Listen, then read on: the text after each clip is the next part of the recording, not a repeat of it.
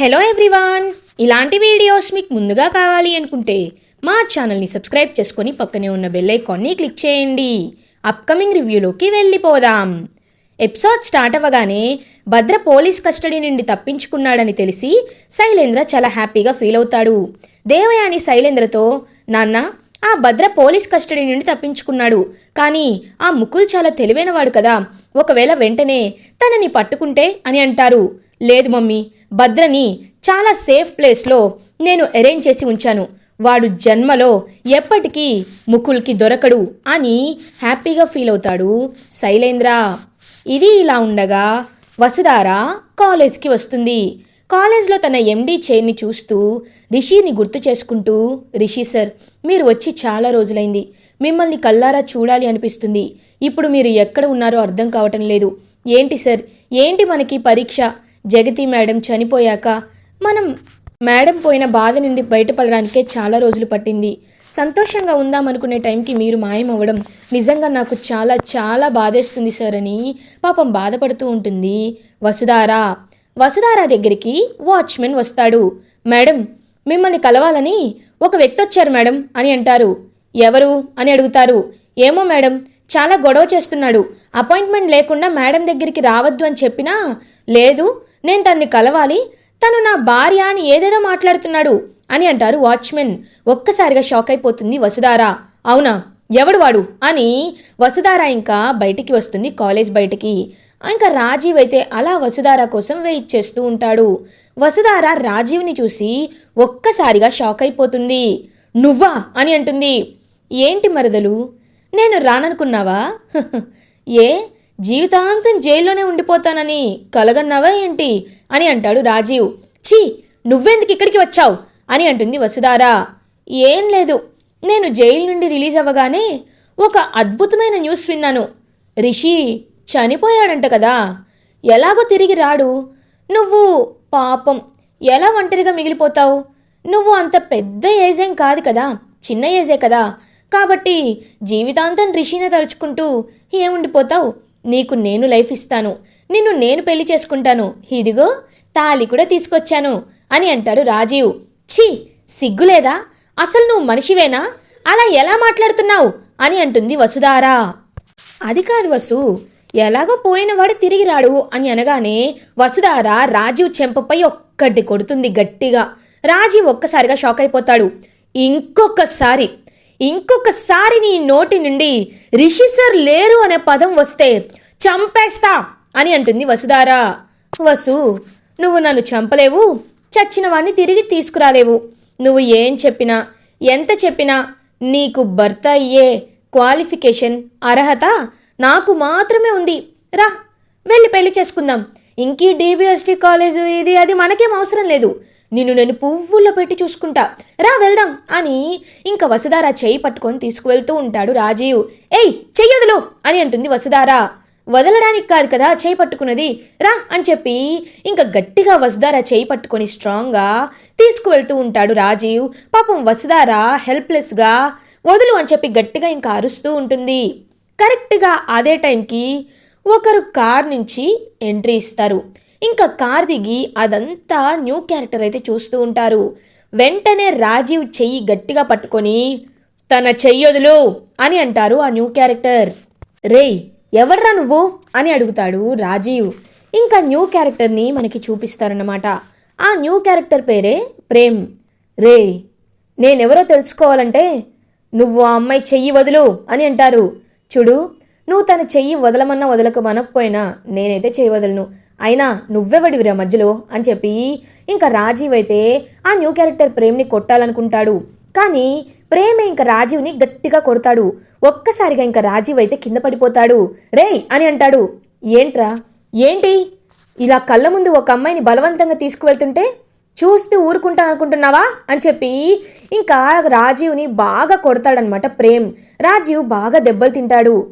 చూడు, ఈరోజు నేను వెళ్ళిపోవచ్చు, కానీ ఏదో ఒకరోజు మళ్ళీ వస్తా, వచ్చి నీ మెల్ల తాళి కడతా వసుధార అని అక్కడి నుండి ఇంకా వెళ్ళిపోతాడు రాజీవ్. పోరా ఈడియట్ అని ఆ న్యూ క్యారెక్టర్ ప్రేమ్ వసుధార దగ్గరికి వస్తారు. వసుధార, మీకేమీ కాలేదు కదా అని అడుగుతాడు న్యూ క్యారెక్టర్ ప్రేమ్. వసుధార ప్రేమ్ వైపు చూస్తూ ఉండిపోతుంది. హలో, మిమ్మల్ని అడిగేది అని అంటారు. బానే ఉన్నాను, ఇంతకీ మీరెవరు అని అడుగుతుంది Vasudhara. Actually my name is Prem. నేను ఒక ఇండస్ట్రియలిస్ట్ని. యుఎస్లో చాలా డబ్బులు సంపాదించాను. నేను అక్కడే సెటిల్ అవ్వాలనుకున్నాను. కానీ మా మామ్ అండ్ డాడ్ నా కోసం పెళ్లి సంబంధాలు చూస్తున్నారు. కాబట్టి నేను ఇక్కడికి రావాల్సి వచ్చింది.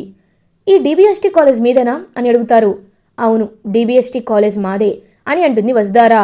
సో దీని పక్కన ఒకప్పుడు హాస్పిటల్ కట్టాలనుకున్నారు కదా, నేను ఇప్పుడు హాస్పిటల్ని కట్టాలి అనుకుంటున్నాను.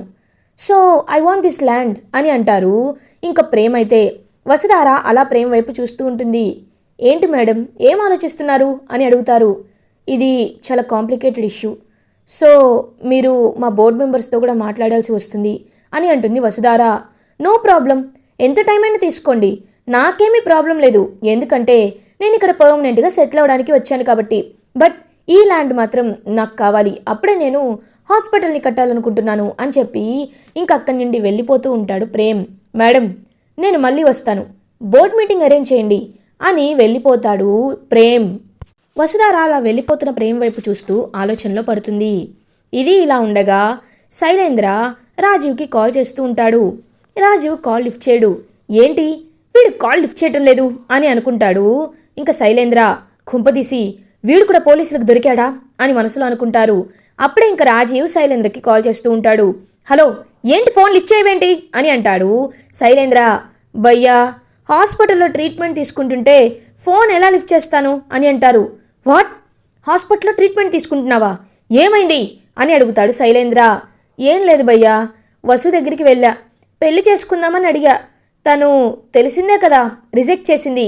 బలవంతంగా తీసుకువెళ్దామంటే ఒకడు వచ్చి నన్ను బాగా కొట్టాడు అని అంటారు. అవునా, ఎవడు ఎవడు వాడు అని అంటాడు శైలేంద్ర. తెలిస్తే నీకు పేరు చెప్తాను కదా, నాకు తెలీదు అని అంటాడు శైలేంద్రతో. ఇంకా రాజీవ్, శైలేంద్ర అయినా నువ్వు చేసిన పనేంటి, నిన్న అసలు వసుధార దగ్గరికి ఎవరు వెళ్ళమన్నారు, టైం వచ్చినప్పుడు వసుధారని తీసుకువెళ్ళొచ్చు కదా అని అంటాడు శైలేంద్ర. భయ్యా, నేను ఎంత వెతికినా రిషి దొరకటం లేదు, ఎన్నో ప్రయత్నాలు చేశాను, అయినా రిషి నాకు ఎక్కడ కనిపించలేదు. ఇంకా ఇదొక్కటే దారని రావణాసుడు సీతను ఎత్తుకు వెళ్ళినట్టు నేను బలవంతంగా అయినా ఎత్తుకు వెళ్దాం అనుకున్నా, కానీ ఈలోపు వాడెవడో నన్ను కొట్టాడు అని అంటారు. రాజీవ్, సరే నీతో పని అవ్వదని నాకు అర్థమైంది అని కాల్ కట్ చేసి ఇరిటేటింగ్గా ఫీల్ అవుతూ ఉంటాడు శైలేంద్ర. ఇది ఇలా ఉండగా ఈవినింగ్ అవుతుంది. వసుధార ఇంటికి రీచ్ అవుతుంది. కానీ చాలా డిస్టర్బ్డ్గా ఉంటుంది వసుధార. వసుధార, ఏమైందమ్మా, ఎందుకలా ఉన్నావు అని అడుగుతారు అనుపమ. ఏం లేదు మేడం ఇవాళ అని ఇంకా ఆగిపోతుంది వసుధార. ఏమైందమ్మా అని అడుగుతారు అనుపమ. మహేంద్ర కూడా వసుధార ఏమైంది అలా ఉన్నావు అని అంటారు. ఏం లేదు సార్, ఇవాళ రాజీవ్ కాలేజ్కి వచ్చాడు అని అంటుంది. ఒక్కసారిగా అనుపమ అండ్ మహేంద్ర షాక్ అయిపోతారు. వాట్, రాజీవ్ వచ్చాడా, అయినా వాడెలా వస్తాడు అని అంటారు. ఏమో సార్, జైలు నుండి రిలీజ్ అయ్యాడంట, నన్ను పెళ్లి చేసుకుంటానంటున్నాడు అని అక్కడ జరిగిందంతా. రిషి ఎలాగో చనిపోయాడుగా, నేను పెళ్లి చేసుకుంటానడం, ఇంకా ఎవరో వచ్చి తన్ని కాపాడారు, అదంతా ఇంకా చెప్తుందనమాట వసుధార. ఏంటి, నిన్ను ఎవరు కాపాడారమ్మా అని అడుగుతారు మహేంద్ర. ఏమో మావయ్య, తెలీదు. తన పేరు ప్రేమంట, తను ఒక ఇండస్ట్రియలిస్ట్ అంట, యుఎస్ నుండి వచ్చారంట. తను ఇక్కడే సెటిల్ అవ్వాలనుకుంటున్నానని, అదే మన డిబిఎస్టీ కాలేజ్లో మనం డాక్టర్ మేక్స్ డాక్టర్ అనే కాన్సెప్ట్ ద్వారా హాస్పిటల్ ఒకటి బిల్డ్ చేయాలనుకున్నాం కదా మావయ్య. I mean DBST college medical branch అనేది ఓపెన్ చేయడానికి ఒకప్పుడు మనం అక్కడే కన్స్ట్రక్ట్ చేయాలి అనుకున్నాం కదా. సో ఆ ప్లేస్ని హాస్పిటల్ కట్టడానికి వాడుతాను అంటున్నారు అని అంటారు వసుధార. కానీ ఆ బిల్డింగ్ మనం మెడికల్ బ్రాంచ్ ఓపెన్ చేయడానికి అనుకున్నాం కదమ్మా అని అంటారు మహేంద్ర. అదే మావయ్య, రేపు తను బోర్డ్ మీటింగ్ అరేంజ్ చేయమని అన్నారు, తను ఏదో మాట్లాడాలంట అని అంటుంది వసుధార. సరే అమ్మా, తన ప్రపోజల్ కూడా మనం విందాం అని అంటారు మహేంద్ర. ఇది ఇలా ఉండగా మార్నింగ్ అవుతుంది. వసుధార డిబిఎస్టీ కాలేజ్లో బోర్డ్ మీటింగ్ని అరేంజ్ చేస్తుంది. ప్రేమ్, న్యూ క్యారెక్టర్ ప్రేమ్ కూడా బోర్డ్ మీటింగ్కి అటెండ్ అవుతారు. సో మీ అందరితో నేను ఒక విషయాన్ని మాట్లాడాలి అనుకుంటున్నాను. డిబిఎస్టీ కాలేజ్ పక్కనే ఉన్న ల్యాండ్ని హాస్పిటల్ బిల్డ్ చేయడానికి యూజ్ చేయాలని నేను కోరుకుంటున్నాను. మీరు ఎంత డబ్బులు కావాలన్నా అంతకి ఎక్స్ట్రా కూడా నేను పే చేయడానికి విల్లింగ్గా ఉన్నాను. సో ఆ ల్యాండ్ నాకు అమ్మితే బాగుంటుంది అని అంటాడు ప్రేమ్. చూడండి మిస్టర్ ప్రేమ్, మీరు మనీ ఎంతైనా ఆఫర్ చేస్తానంటున్నారు. For us money is not the main criteria. ఆ ప్లేస్ని డిబిఎస్టి కాలేజ్ మెడికల్ బ్రాంచ్ని బిల్డ్ చేయడానికని వాడాలి అనుకున్నాం. అందరూ సైన్ కూడా చేశారు. కాబట్టి మీకు ఆ ప్లేస్ని అమ్మడం కుదరదు అని అంటారు మహేంద్ర. చూడండి సార్, మీరు అలా అంటే ఎలా చెప్పండి? ఇప్పుడు పోనీ కన్స్ట్రక్షన్ వర్క్ ఏమైనా స్టార్ట్ చేశారా? లేదు కదా. పోనీ అక్కడ ఏమైనా బిల్డింగ్ లేపారా? లేదు కదా. అలాంటిదేది జరగకుండానే మీరు ఎప్పుడో జరిగేదాని కోసం ఇప్పుడు నేను ఇస్తున్న ఆఫర్ని కాదనుకోవడం మీ మూర్ఖత్వం అవుతుంది అని అంటాడు ప్రేమ్. చూడండి, మీరు అతిగా మాట్లాడుతున్నారు అని అంటుంది వసుధార. మేడం, నేను కరెక్ట్గానే మాట్లాడుతున్నాను. ఒక బిజినెస్ మ్యాన్ ఎలా మాట్లాడతారో అలాగే మాట్లాడుతున్నాను. మీరు ఆ సైట్ నాకు అమ్మితే బాగుంటుంది. లేకపోతే మీకు ఇంకా ఏం కావాలో చెప్పండి, నేను ఇవ్వడానికి సిద్ధంగా ఉన్నాను అని అంటారు. ఇంకా బోర్డు మెంబర్ శైలేంద్ర, ఇప్పుడు మీకు ఆ ల్యాండ్ని అమ్మితే ప్రాబ్లం ఏముంది అని అందరికీ ఇంకా రిక్వెస్ట్ చేస్తూ ఉంటారు. మరి మెడికల్ బ్రాంచ్ కట్టాలని రిషి సార్ ఆశపడ్డారు కదా అని చెప్పి ఇంకొంతమంది బోర్డు మెంబర్స్ అంటూ ఉంటారు. ఓకే దెన్, ఆ రిషి గారినే పిలిపించండి, నేను తనతో మాట్లాడతాను అని అంటాడు న్యూ క్యారెక్టర్ ప్రేమ్. తను ఇప్పుడు ఇక్కడ లేరు, తను ఎక్కడున్నారో తెలీదు అని అంటారు మహేంద్ర. ఓ, ఇక్కడ మనిషి లేడు, వచ్చాక పోనీ మాట్లాడితే నో ప్రాబ్లం కదా. ఒకవేళ మీరు అన్నట్టు డిబిఎస్టి కాలేజ్ మెడికల్ బ్రాంచ్ని కూడా ప్యారలల్గా కడదాం, ఇటు హాస్పిటల్ అటు మెడికల్ బ్రాంచ్. అప్పుడు స్టూడెంట్స్కి కూడా చాలా యూస్ఫుల్గా ఉంటుంది. మీరు నాకు పే చేయాల్సిన లీజ్ ఆర్ రెంట్ని పే చేయండి అని అంటాడనమాట న్యూ క్యారెక్టర్ ప్రేమ్. మాకు ఆలోచించుకోవడానికి టైం కావాలి అని అంటుంది వసుధార.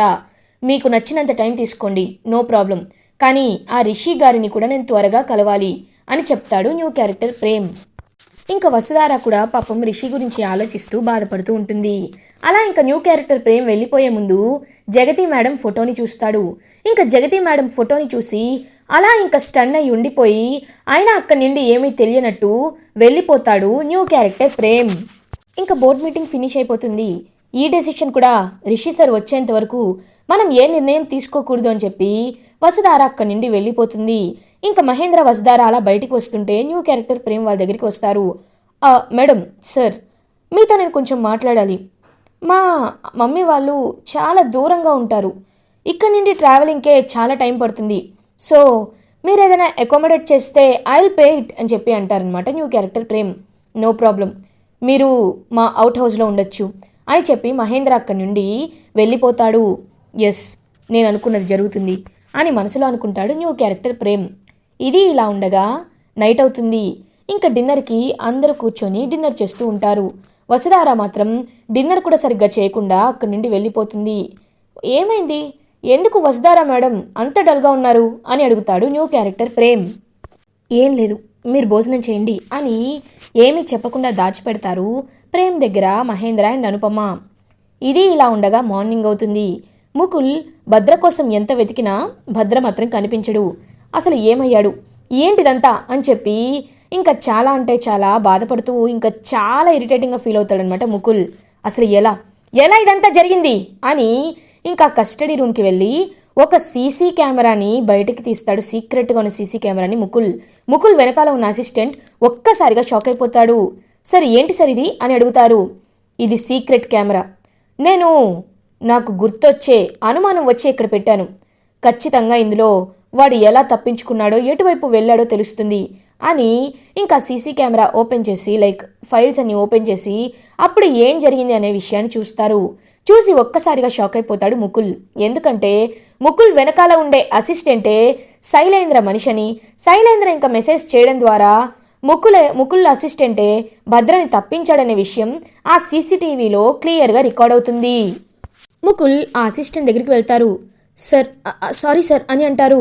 ఇంకా చెంపపై 2 కొడతారనమాట ముకుల్.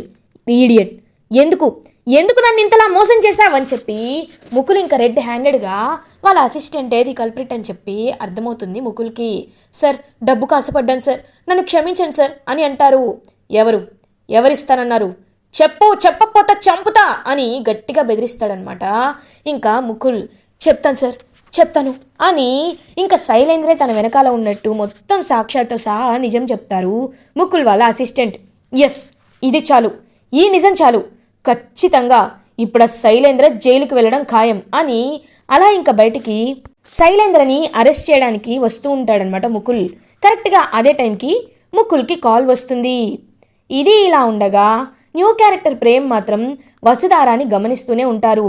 వసుధారాకి ఇప్పుడు విషయం ఎలా చెప్పాలి? ఏదో ఒక వంకతో ఈ ఇంటి లోపలికి వచ్చాను, ఇప్పుడు నిజం ఎలా చెప్పాలి అని ఆలోచిస్తూ ఉంటారు. ఏంటి, నాతో ఏదైనా మాట్లాడాలా అని అంటుంది వసుధార. లేదు మేడం, మీరు చాలా డల్గా ఉంటున్నారు. డిబిఎస్టి కాలేజ్ ఎండీకి ఉండాల్సినంత చరిష్మా మీలో ఎందుకో నాకు కనిపించట్లేదు, దానికి కారణం అని అంటుంది ఇంకా న్యూ క్యారెక్టర్ ప్రేమ్. అప్పుడే కరెక్ట్గా ప్రేమ్కి ఒక మెసేజ్ వస్తుంది. ఇంకా మెసేజ్ చూసిన ప్రేమ్, మేడం మీరు నాతో రండి మేడం అని అంటారు. ఎక్కడికి అని అడుగుతారు. మేడం అదంతా చెప్తాను, మీరు ముందు అర్జెంటుగా నాతో రావాలి అని ఇంకా వసుధారాని తన కార్లో ప్రేమ్ అయితే ఒక ప్లేస్కి తీసుకువెళ్తాడు. ఎక్కడికో చెప్పరేంటి అని అడుగుతుంది. మీకు అన్ని విషయాలు క్లారిటీ వస్తాయి మేడం, ప్లీజ్ నాతో రండి అని ఇంకా ఒక ప్లేస్కి తీసుకువెళ్తారనమాట. ఎక్కడికైతే ఇంకా ప్రేమ్ అయితే వసుధారాని ఇంకా ప్లేస్ అంతా చాలా నిర్మానుష్యంగా, మనుషులు ఎవరు కనబడరు. ఎందుకు ఇక్కడికి తీసుకువచ్చావు అని అడుగుతుంది వసుధార. మేడం మీకు ఒక విషయం చెప్పాలి, మీరు మీ హస్బెండ్ రిషి సార్ని వెతుకుతున్నారు కదా అని అంటాడు ప్రేమ్. ఈ విషయం నీకెలా తెలుసు అని అడుగుతుంది వసుధార. మేడం రిషి సార్ ఎక్కడున్నారో నాకు తెలుసు, అది మాత్రమే కాదు, ఇప్పుడు మీకు ఒక గుడ్ న్యూస్ చెప్పాలి, రిషి సార్ ఇక్కడికి వస్తున్నారు అని అంటాడు ప్రేమ్. ఒక్కసారిగా వసుధార షాక్ అయిపోతుంది. ఇది ఇలా ఉండగా ముకుల్ కూడా అదే ప్లేస్కి రీచ్ అవుతారు. సార్ మీరిక్కడ అని అంటుంది వసుధార. మేడం నాకు ఒక అన్నోన్ నెంబర్ నుండి కాల్ వచ్చింది, ఎవరా అని లిఫ్ట్ చేసి చూస్తే రిషి సార్ అని అంటారు. ఇంకా ఒక్కసారిగా హ్యాపీగా ఫీల్ అవుతుంది వసుధార. నన్ను అర్జెంటుగా ఇక్కడికి రమ్మని చెప్పారు, అందుకే నేను ఇక్కడికి వచ్చాను అని అంటారు. అయితే ఇప్పుడు రిషి సార్ ఇక్కడికి వస్తారా అని అంటుంది. అవును మేడం, రిషి సార్ ఇక్కడికి వస్తున్నారు అని ఇంకా వెయిట్ చేస్తూ ఉంటారు రిషి కోసం. అలా ఇంకా రిషి అయితే నడుచుకుంటూ ఆ ప్లేస్కి వస్తాడు. రిషిని చూసిన వసుధార చాలా అంటే చాలా హ్యాపీగా ఫీల్ అవుతుంది. వసుధార అని రిషి కూడా వసుధార దగ్గరికి వెళ్తారు. సార్ అని వసుధార హక్ చేసుకుంటుంది. మిమ్మల్ని తలుచుకొని రోజంటూ లేదు, క్షణం అంటూ లేదు, ఎందుకు సార్ ఎన్ని రోజులు ఎందుకు మీరు మాయమైపోయారు అని ఏడుస్తూ ఉంటుంది. వసుధార ఇప్పుడు అన్ని ప్రశ్నలకి సమాధానం ఖచ్చితంగా దొరుకుతుంది, అందుకే ముకుల్ సార్ని ఇక్కడికి రమ్మని చెప్పాను. సార్ మీకు ఒక ఇంపార్టెంట్ విషయం చెప్పాలి. నేను డిబిఎస్టి కాలేజ్ యూత్ ఫెస్ట్కి మా మావయ్య గారితో కలిసి బయలుదేరినప్పుడు మా మావయ్య గారిని ఒకరు తలపై కొట్టారు. అప్పుడు తను స్పృహ కోల్పోయారు. నేను బలహీనంగా ఉన్నప్పుడు నన్ను కొంతమంది తీసుకువెళ్ళడానికి ప్రయత్నించారు. నన్ను ఒక ప్లేస్లో కిడ్నాప్ చేసి దాచిపెట్టారు. ఎవరో వాళ్ళని చెప్పి వాళ్ళని చూసినప్పుడే నాకు అనుమానం వచ్చింది. ఎవరా అని గుర్తు చేసుకుంటే నాకు ఒకప్పుడు గుర్తొచ్చిన విషయం ఏంటి అంటే, ఒకప్పుడు విష్ కాలేజ్లో నాపై దాడి చేసిన వారే ఇప్పుడు కూడా నాపై దాడి చేశారనే విషయం నాకు అర్థమైంది. వెంటనే వాళ్ళని మీకు ఏం కావాలి అని అడిగాను, కానీ వాళ్ళు సమాధానం చెప్పలేదు. అప్పుడే ఒక వ్యక్తి నా ముందుకి నడుచుకుంటూ వచ్చాడు. తను ఎవరో కాదు, ఇతనే అని భద్రని చూపిస్తాడు ఫోటోలో. ఇంకా ఒక్కసారిగా షాక్ అయిపోతారనమాట అందరూ. అంటే భద్ర రిషి దగ్గరికి వెళ్ళాడా అని అలా ఇంకా షాక్లో ఉండిపోతారు. సార్ అని కట్లు విప్పుతాడనమాట భద్ర. ఎందుకు నన్ను కిడ్నాప్ చేశావు అని అడుగుతాడు రిషి. చూడండి, మిమ్మల్ని ఎందుకు కిడ్నాప్ చేశాను, ఇప్పుడు వసుధారాని ఎందుకు తీసుకొస్తాను అవన్నీ మీతో చెప్తాను. నేను ఎప్పుడు పోలీసులకి దొరకలేదు, కానీ మీ భార్య నన్ను పోలీసులకి దొరికేటట్లు చేసింది. నేనే వీళ్ళతో చెప్పిపెట్టి ఉంచాను మిమ్మల్ని కిడ్నాప్ చేయమని. టైం వచ్చినప్పుడు మా బాస్కి చెప్దామని వెయిట్ చేశాను, ఎందుకంటే తను కూడా ప్రమాదంలో ఉన్నాడు కాబట్టి. కానీ అతనికి చెప్పాల్సిన అవసరం లేదని నాకు అర్థమైంది. మిమ్మల్ని డైరెక్ట్గా వేసేసాక చెప్తాను అని ఇంకా రిషిని అటాక్ చేయడానికి వస్తూ ఉంటాడు భద్ర. భద్రని రిషి ఇంకా బాగా కొడతాడన్నమాట. ఇంకా భద్ర బాగా కొట్టి, చెప్పు నీ బాస్ ఎవరో చెప్పు అని చెప్పి ఇంకా గట్టిగా అడుగుతాడు రిషి. చెప్తాను, నా బాస్ ఎవరో చెప్తాను, నా బాస్ శైలేంద్ర అని చెప్పి ఇంకా నిజం చెప్పేస్తాడు భద్ర. ఒక్కసారిగా రిషి షాక్ అయిపోతాడు. ఇదంతా జరిగిందంతా ఇంక చెప్తారనమాట రిషి ఈ ముకుల్ వసుధార వీళ్ళకి. సార్ నేను కూడా ఇప్పుడు అదే సాక్ష్యంతో శైలేంద్రని అరెస్ట్ చేయడానికి వెళ్తున్నాను. నా అసిస్టెంట్ని కూడా తనే కొన్నాడు. ఈ శైలేంద్ర చాలా మాయగాడు, ఎవరినైనా డబ్బులతో తన వైపు తిప్పుకుంటాడు, కాబట్టి వాడిని అరెస్ట్ చేయాలి అని చెప్పి ఇంకా అలా ముకుల్ వాళ్ళ టీం అయితే శైలేంద్రని అరెస్ట్ చేయడానికి వెళ్తూ ఉంటారు. వసుధార రిషి మాత్రం హ్యాపీగా ఫీల్ అవుతారు. ఇంకా న్యూ క్యారెక్టర్ ప్రేమ్ కూడా వాళ్ళ వైపు చూస్తూ చాలా అంటే చాలా హ్యాపీగా ఫీల్ అవుతాడు. ఇలా ఎపిసోడ్ ఎండ్ అవుతుంది. ఫర్దర్ ఎపిసోడ్ రివ్యూస్ ముందుగా మీకు కావాలి అనుకుంటే మా ఛానల్ని సబ్స్క్రైబ్ చేసుకోండి. Thanks for watching.